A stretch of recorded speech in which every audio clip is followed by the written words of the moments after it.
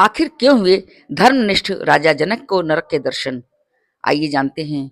जय श्री हरि। सनातनी tales by राज में आप सभी का स्वागत है। प्राचीन काल की बात है। राजा जनक ने जो ही योग बल से शरीर का त्याग किया, त्यों ही एक सुंदर सजा हुआ विमान आ गया और राजा दिव्य देहधारी सेवकों के साथ उस पर चढ़कर चले। विमान यमराज की संयमनीपुरी के निकटवर्ती मार्ग से जा रहा था। ज्यों ही विमान वहां से आगे बढ़ने लगा, त्यों ही बड़े ऊंचे स्वर से राजा को हजारों मुखों से निकली हुई करुण ध्वनि सुनाई पड़ी। पुण्यात्मा राजन, आप यहाँ से नहीं जाइए।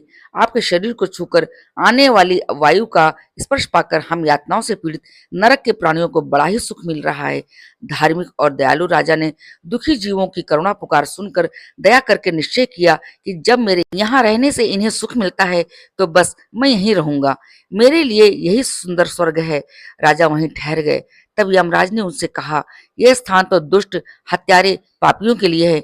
हिंसक, दूसरों पर कलंक लगाने वाले, लुटेरे, पति परायणा पत्नी का त्याग करने वाले, मित्रों को धोखा देने वाले, दंभी, द्वेष और उपहास करके मन वाणी शरीर से कभी भगवान का स्मरण न करने वाले जीव यहाँ आते हैं और उन्हें नरकों में डालकर मैं भयंकर यातना दिया करता हूँ। तुम तो पुण्य आत्मा हो, यहाँ से अपने प्राप्य दिव्य लोक में जाओ। राजा जनक ने कहा, मेरे शरीर से स्पर्श की हुई आयु इन्हें सुख पहुंचा रही है, तब मैं कैसे जाऊं? आप इन्हें इस दुख से मुक्त कर दें तो मैं भी सुखपूर्वक स्वर्ग में चला जाऊंगा। यमराज ने कहा, ये कैसे मुक्त हो सकते हैं? इन्होंने बड़े बड़े पाप किए हैं।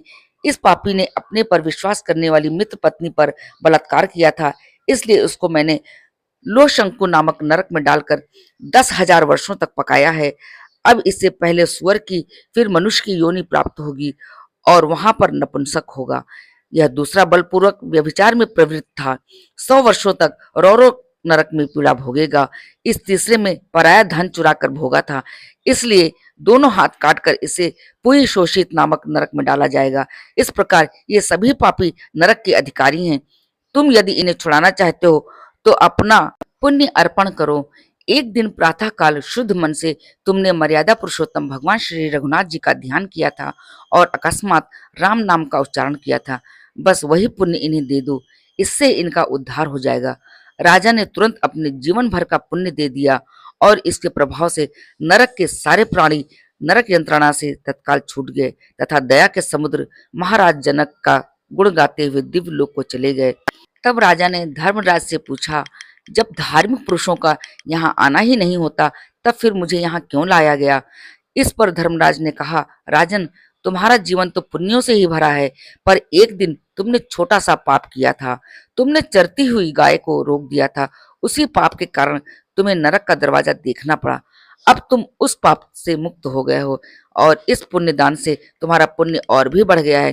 तुम यदि इस मार्ग से ना आते तो इन बेचारों का नरक यंत्रणा से कैसे उद्धार होता? तुम जैसे दूसरों के दुख से दुखी होने वाले दयाधाम महात्मा दुखी प्राणियों का दुख हरने में ही लगे रहते हैं। भगवान कृपा सागर हैं। पाप का फल भुगतने के बहाने इन दुखी जीवों का दुख दूर करने के लिए ही इस संयमनी के मार्ग से उन्होंने तुमको यहाँ भेज दिया है। तदंतर राजा धर्मराज को प्रणाम करके परम धाम को चले गए। यह थी राजा जनक के धर्मनिष्ठ होने की कहानी। अगर ये कहानी आपको अच्छी लगी हो तो लाइक करें, शेयर करें और आगे भी ऐसी वीडियोस देखने के लिए मेरे चैनल को सब्सक्राइब करें। अगर आपके पास भी ऐसी रोचक और धार्मिक कहानियां हैं तो डिस्क्रिप्शन बॉक्स में दी हुई मेरी ईमेल आईडी पर भेजें। उसमें अपना नाम और अपने शहर का नाम लिखना ना भूलें। जय श्री हरि, जय जय श्री हरि।